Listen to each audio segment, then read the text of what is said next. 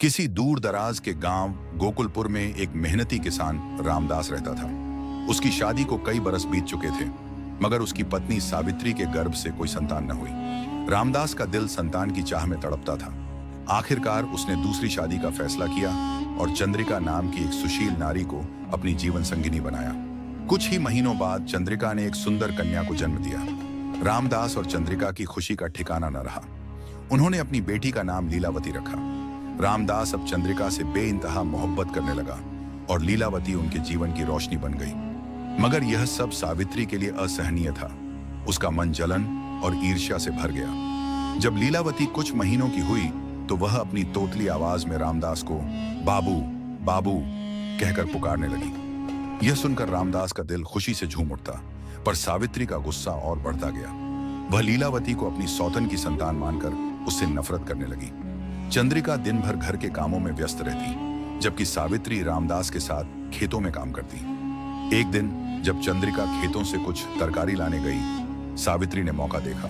उसने नन्ही लीलावती को गोद में उठाया और चुपके से घने जंगल की ओर चल पड़ी। वहां उसने मासूम बच्ची को झाड़ियों में छोड़ दिया, यह सोचकर कि जंगली जानवर उसे अपना शिकार बना लेंगे। लीलावती, वह नन्हा सा प्राणी, झाड़ियों में इधर उधर भटकने लगी। रात गहराने लगी और वह अपनी मां की याद में रोते रोते वहीं सो गई। सुबह हुई तो भूख से बिलखती लीलावती एक विशाल बरगद के पेड़ के नीचे जा बैठी। उसी पेड़ पर एक दयालु बंदरिया अपने बच्चों के साथ रहती थी। पास ही एक छोटी सी कुटिया थी जिसमें सूरदास नाम का एक साधु रहता था। वह बंदरिया भी सूरदास के साथ ही रहती थी। लीलावती के रोने की आवाज सुनकर बंदरिया का दिल पिघल गया। उसने फुर्ती से बच्ची को गोद में उठाया, उसे अपना दूध पिलाया और फिर उसे सूरदास की कुटिया में ले आई। उसी समय सूरदास, जो भिक्षा मांगने गए थे, कुटिया लौटे। उन्होंने देखा कि बंदरिया की गोद में एक सुंदर सी प्यारी सी बच्ची है। सूरदास ने बंदरिया से उस बच्ची को गोद में लिया और सोचने लगे, ये नन्हा फूल आखिर किसकी बच्ची है और कहां से आई है। फिर सूरदास उस बच्ची को प्यार से ख्याल रखने लगे। उन्होंने उसका नाम प्यार से सूरजमुखी रखा, क्योंकि उसका चेहरा सूरज की तरह ही चमकता था। सूरदास ने सूरजमुखी का पालन पोषण बड़े प्यार से शुरू किया। बंदरिया भी सुबह शाम उसकी देखभाल करती, जैसे वह उसकी अपनी संतान हो। समय बीता और सूरजमुखी 6 साल की हो गई। वह सूरदास को बाबा बाबा कहकर पुकारती और बंदरिया को अपनी मां मानने लगी। जब सूरदास भगवान शंकर की पूजा करते, सूरजमुखी उनके पास बैठकर मंत्र पढ़ती। सूरदास ने उसे सच्चाई, दया और धर्म के संस्कार दिए। देखते देखते सूरजमुखी 16 साल की हो गई।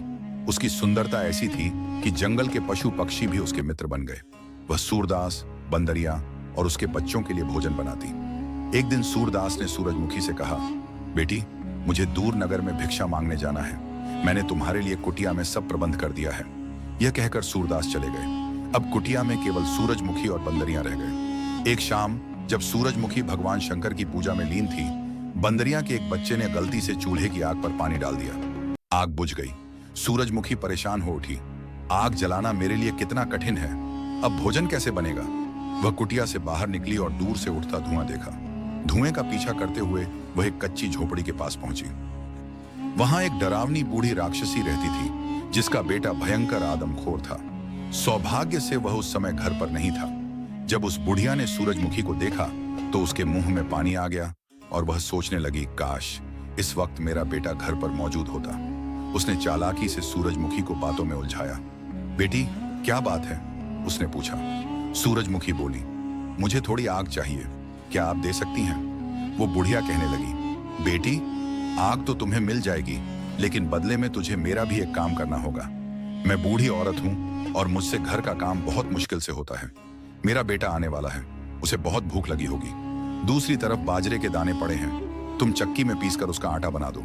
सूरजमुखी ने जल्दी से बाजरे के दाने पीस दिए और बुढ़िया के पास आई और कहने लगी, अम्मा, मैंने आटा पीस दिया है, अब जल्दी से मुझे आग दे दो। बुढ़िया कहने लगी, बेटी, तुम कितनी अच्छी हो और देखो ना मेरा घर कितना गंदा है। तुम तो जवान हो, मेरे घर की थोड़ी सफाई कर दो। सूरजमुखी ने फौरन झाड़ू पकड़ी और जल्दी से पूरे घर की सफाई कर दी। मगर बूढ़िया बार बार बाहर देख रही थी, सोच रही थी, मेरा बेटा कब आएगा। अब मैं और कितने बहाने बनाकर इस लड़की को रोकूं। इतने में सूरजमुखी बोली, अम्मा, मैंने तुम्हारे घर के सारे काम कर दिए, अब तो मुझे आग दे दो ताकि मैं अपने घर चली जाऊं। बूढ़िया ने फिर टाल मटोल की। बेटी वाकई तूने तो सारा काम कर दिया, बस एक काम और, कुएं से पानी ला दो। सूरजमुखी गुस्सा होकर बोली, आप आग देती हैं या मैं चली जाऊं?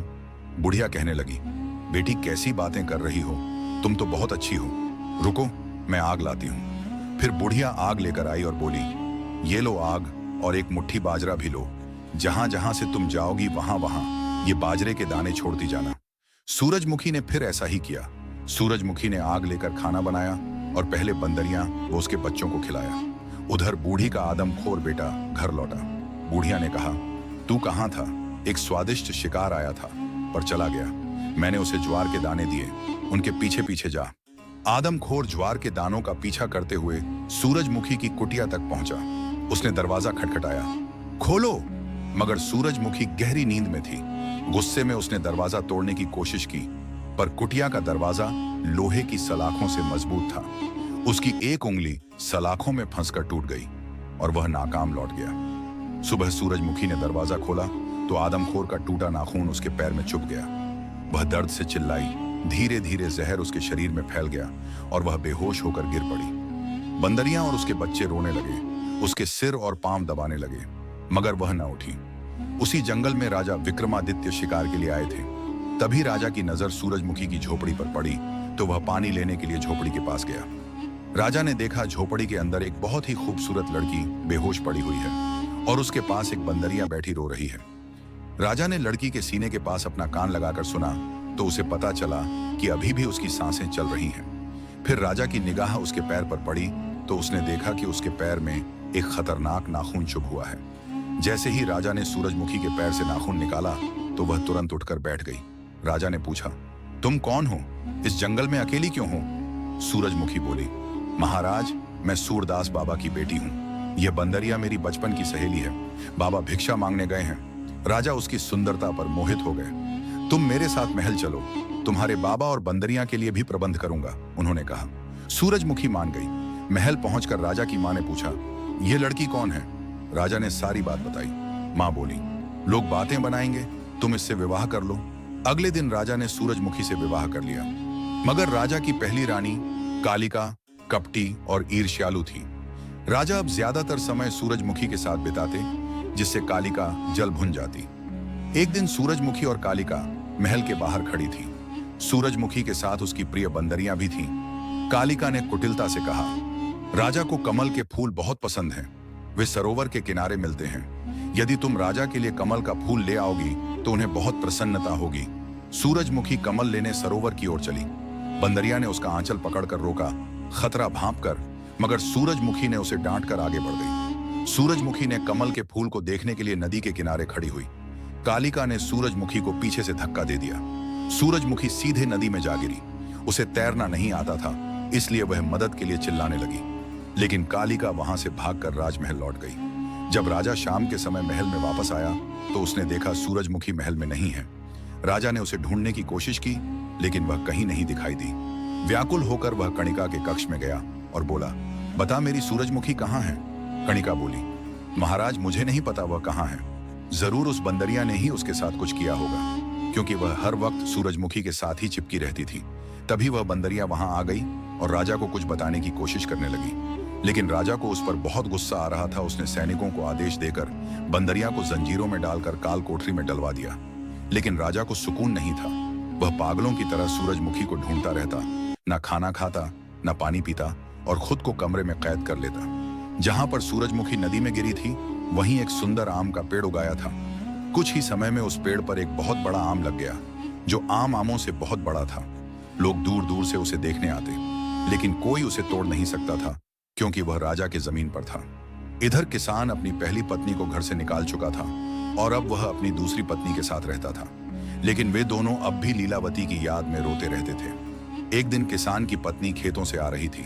थकान महसूस होने पर वह उस आम के पेड़ के नीचे बैठकर आराम करने लगी। थोड़ी ही देर में उसकी आंख लग गई। उसी समय वह बड़ा सा आम टूटकर उसकी टोकरी में गिर गया।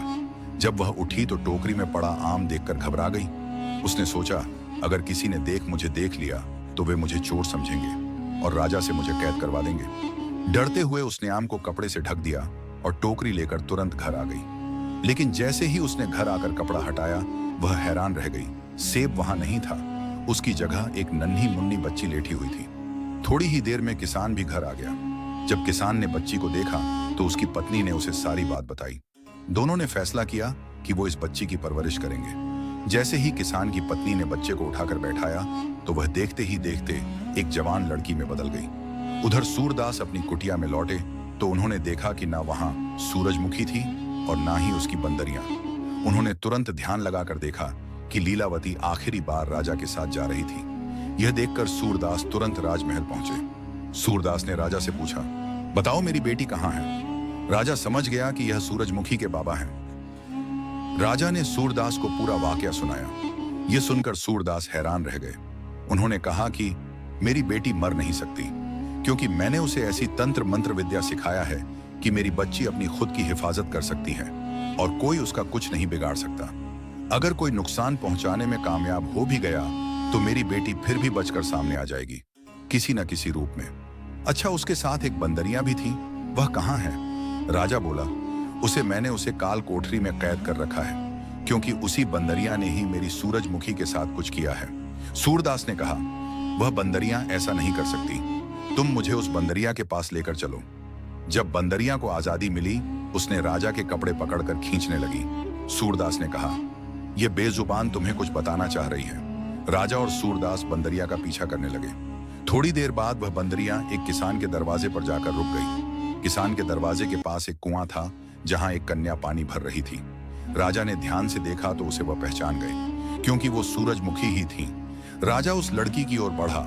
वह लड़की तुरंत घर के अंदर चली गई। राजा के पास खड़ी बंदरिया किसान का दरवाजे पर दस्तक दी। इतने में चंद्रिका ने दरवाजा खोला। राजा ने तुरंत कहा, अभी अभी जो लड़की अंदर गई है वह मेरी पत्नी है। चंद्रिका बोली, महाराज आप क्या कह रहे हैं? वह हमारी बेटी है, वह आपकी पत्नी कैसे हो सकती है? राजा मायूसी में वापस लौटने लगा, लेकिन बंदरिया फौरन घर के अंदर घुस गई। अंदर जाकर उसने देखा कि सूरजमुखी एक कमरे में बैठी हुई थी। सूरजमुखी ने तुरंत बंदरिया को पहचान लिया और उसे गले लगाकर फूट फूट कर रोने लगी। फिर चंद्रिका बोली, ये बंदरिया कौन है बेटी? फिर सूरजमुखी ने अपनी माँ को सारी कहानी सुनाई। एक दिन मेरी सौतेली माँ ने मुझे उठाया और जंगल में छोड़ दिया। मैं बहुत रोई और भूखी प्यासी भटकती रही।